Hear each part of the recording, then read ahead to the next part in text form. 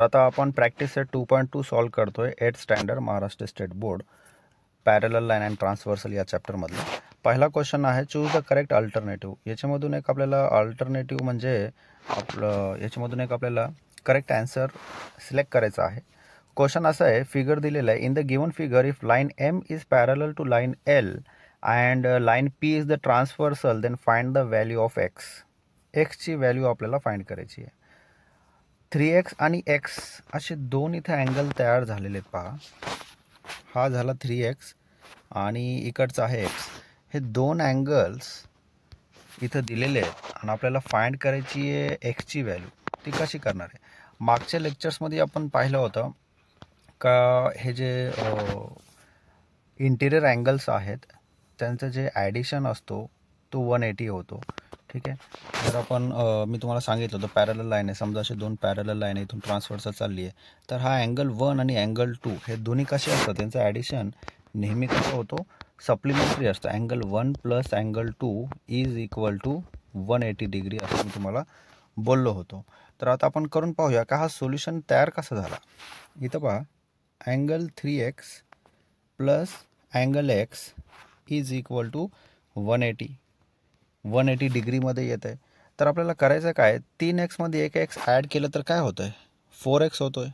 Therefore 4x is equal to 180। 4 आणि xच्या मध्ये मल्टिप्लायचा sine आहे, तर x इथंच राहील आणि 4 डिनॉमिनेटरला जाईल। 4 विल डिवाइड 180।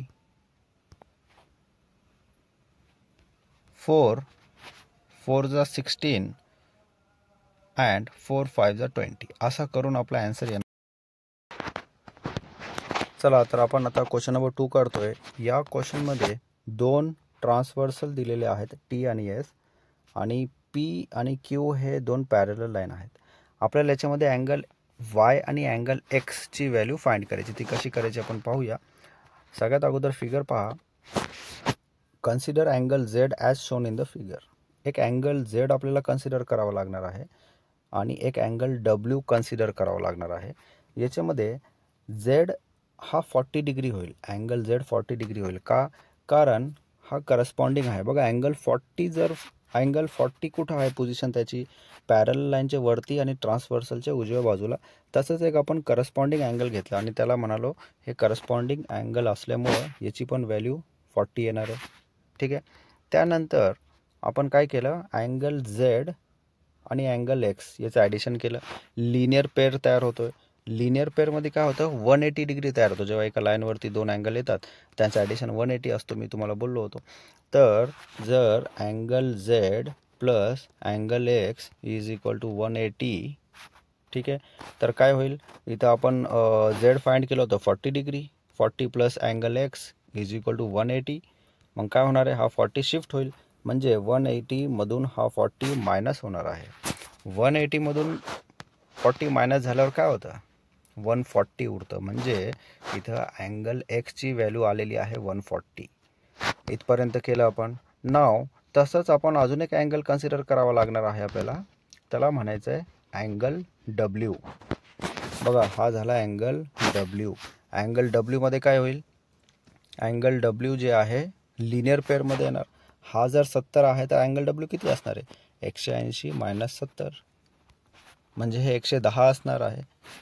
ठीक आहे, तर अँगल डब्ल्यूची व्हॅल्यू जर 110 आली तर अँगल वायची किती येणार आहे। मी तुम्हाला बोललो का मागच्या लेक्चरमध्ये आपण पाहिला, जिथं झेड फॉर्म होतोय तो अल्टरनेट अँगल असतो, आणि अल्टरनेट अँगलमध्ये पॅरलल लाईनमध्ये अल्टरनेट अँगल कसे असतात, इक्वल असतात।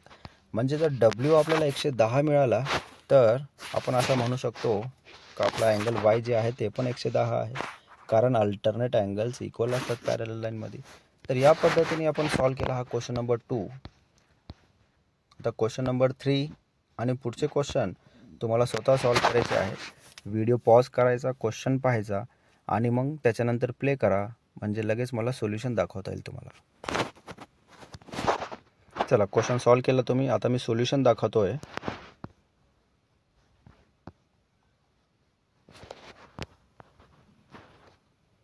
ठीक आहे, सोल्युशन चेक करून घ्या कुठं चुकलं तुमचं, एकदम सविस्तर याच्यामध्ये सिंपल मेथडने दाखवलेलं आहे। त्याच पद्धतीने सेम मेथड वापरायची आहे आणि क्वेश्चन नंबर 4 सॉल्व करायचं आहे. इथं व्हिडिओ पॉज करा, फिगर ड्रॉ करा, पूर्ण क्वेश्चन लिहा आणि सोल्युशन तयार करा. सोल्युशन झाल्याच्या नंतरच व्हिडिओ परत प्ले करा आणि सोल्युशन चेक करा. सोल्युशन दाखवतोय मी आता तुम्हाला, चेक करून घ्या. चला, तसंच आता क्वेश्चन नंबर 5 सेम मेथड आहे. फिगर थोडी कॉम्प्लिकेटेड दिलेली आहे कारण 3 पॅरलल लाईन आहेत इथं. व्यवस्थित क्वेश्चन बघून घ्या आणि सोल्युशन बनवा, स्वतःचा सोल्युशन बनवा, रफ सोल्युशन बनवा आणि मग मी फेअर सोल्युशन दाखवतो त्याच्यासोबत त्याला कम्पेअर करा. व्हिडिओ पॉज करा. ठीक आहे, मी सोल्युशन दाखवतोय.